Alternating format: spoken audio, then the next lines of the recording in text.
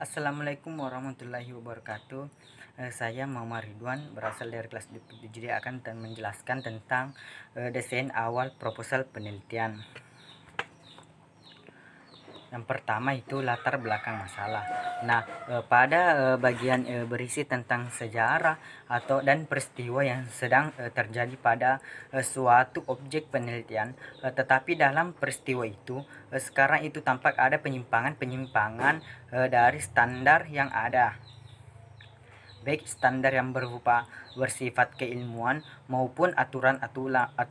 Oleh karena itu, dalam latar belakang ini peneliti harus melakukan analisis masalah sehingga permasalahan menjadi jelas. Dan kemudian melalui analisis masalah ini, peneliti harus dapat menunjukkan adanya suatu penyimpangan yang ditunjukkan dengan data dan menuliskan mengapa hal itu perlu diteliti. Dan kemudian yang kedua yaitu identifikasi masalah. Nah, dalam bagian ini perlu dituliskan berbagai masalah yang ada pada objek yang akan diteliti. Dan kemudian semua masalah dalam objek baik yang akan diteliti maupun tidak akan diteliti sedapat mungkin dikemukakan.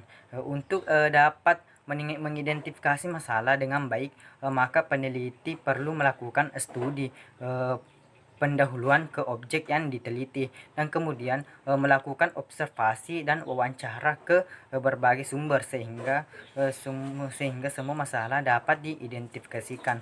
Nah, berdasarkan berbagai permasalahan yang telah diketahui tersebut, selanjutnya dikemukakan hubungan satu masalah dengan masalah yang lain.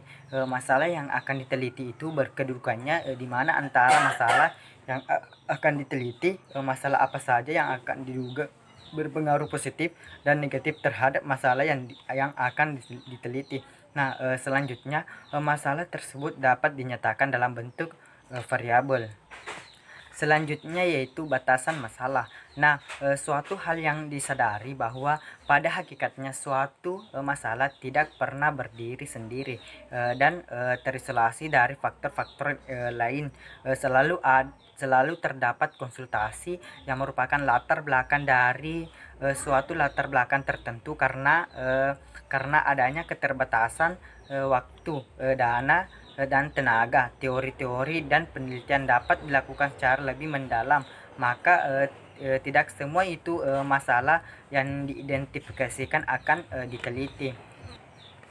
Selanjutnya itu rumusan masalah. Nah, setelah masalah yang akan diteliti itu ditentukan berbagai variabel yang akan diteliti dan bagaimana hubungan variabel yang satu dengan variabel yang lainnya. Dan kemudian supaya masalah dapat terjawab dengan akurat, maka masalah yang akan diteliti itu perlu dirumuskan secara spesifik, di mana seperti yang telah diuraikan dalam setiap bab rumusan masalah, sebaiknya rumusan masalah itu dapat dinyatakan dalam kalimat pernyataan sesuai dengan judul penelitian. Nah, setelah itu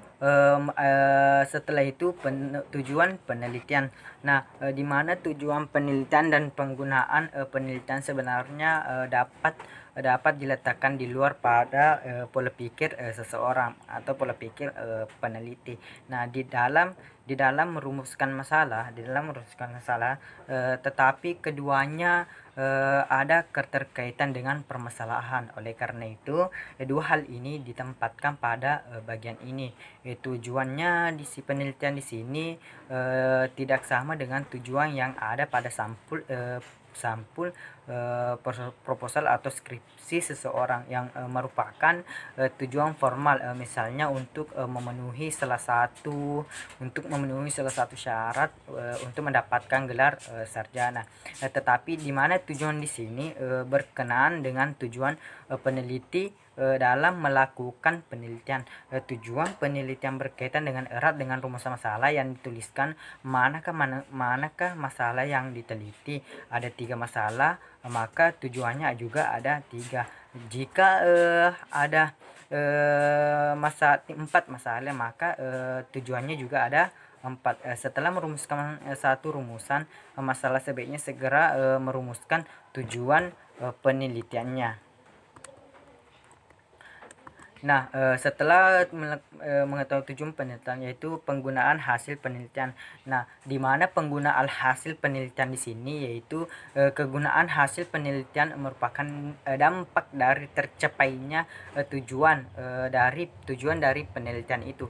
Dan kemudian kalau tujuan dapat tercapai dan rumusan masalah dapat terjawab secara akurat, maka sekarang kegunaannya apa? Apa kegunaan dari hasil penelitian tersebut? Baik, terima kasih. Itulah hasil pembahasan materi dari saya. Sekian dan terima kasih. Assalamualaikum warahmatullahi wabarakatuh.